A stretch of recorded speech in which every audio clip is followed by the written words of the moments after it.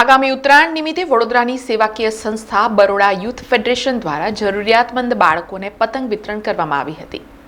વડોદરાના યુવાનો દ્વારા કાર્યરત સેવાકીય સંસ્થા બરોડા યુથ ફેડરેશનના માધ્યમથી દર વર્ષે નાના જરૂરિયાતમંદ બાળકોને પતંગનું વિતરણ કરવામાં આવે છે। ક્યાંક પતંગ પકડવાની લાઈમાં બાળકોને ઈજા ન થાય અને બાળકો સારી રીતે પતંગ ઉત્સવ ઉજવી શકે તે માટે આ પતંગ વિતરણ કરવાય છે અને આ સતત 5મા વર્ષે ફેડરેશનના માધ્યમથી 11,000 જેટલી પતંગોનું વિતરણ 4 સરકારી શાળા અને 2 સેવા વસ્તીમાં કરવામાં આવનાર છે, જેની શરૂઆત આજે નગર પ્રાથમિક શિક્ષણ સમિતિની વડી કચેરી ખાતે આવેલી સરકારી શાળામાં નગર પ્રાથમિક શિક્ષણ સમિતિના અધ્યક્ષ નિશિત દેસાઈ, ઉપાધ્યક્ષ અંજના ઠક્કરની ઉપસ્થિતિમાં કરવામાં આવી હતી। બરોડા યુથ ફેડરેશન દર વર્ષે કંઈ ને કંઈ નવા અભિગમ સાથે જ્યારે સમાજમાં એક મેસેજ પૂરું પાડતું હોય છે, ત્યારે જે રીતે ઉત્તરાયણ પર્વ આવવા જઈ રહ્યું છે તેના ભાગરૂપે આપણે સૌ જાણીએ છીએ કે ઉત્તરાયણ પર્વ ખાસ કરીને બાળકો માટે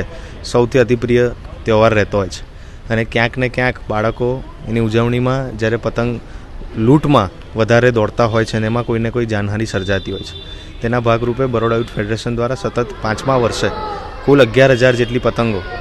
4 સ્કૂલોમાં અને 2 સેવા વસ્તીમાં અત્યારે શરૂઆત કરી માનનીય chairman Shri Nishitbhai Desai, vice chairman Shri Anjanaben અને સૌની ઉપસ્થિતિમાં આજે અહીંયા શરૂઆત કરવામાં આવી છે અને આગામી દિવસોમાં 2 દિવસની અંદર આ તમામ શાળાઓમાં અને સેવા વસ્તીમાં આ પતંગ વિતરણ થકી બાળકોને એક મેસેજ કરવા માંગીએ છીએ કે આપણે આપણી જાનનું રક્ષા કરવું જોઈએ। આપણી એક નાનકડી ભૂલ આપણા પરિવાર માટે કોઈ ભૂલ ના સર્જાય તેના માટે આપણે એક મેસેજ પાડી અને આપણે સૌની ઉત્તરાયણ ખૂબ સુંદર રીતે આયોજનપૂર્વક ઉજવીએ, હર્ષોલ ઉલ્લાસ સાથે સંસ્કારી નગરીના બાળકો તહેવારને મનાવે એ જ મેસેજ સાથે આ ઉત્તરાયણ પર્વની ઉજવણી કરીએ છીએ। સમાચારોના સતત અપડેટ માટે TNN ન્યૂઝને YouTube પર સબસ્ક્રાઇબ કરી બેલ આઇકોન પ્રેસ કરો અને અમારી સાથે જોડાયેલા રહો Facebook, Instagram અને Twitter ઉપર।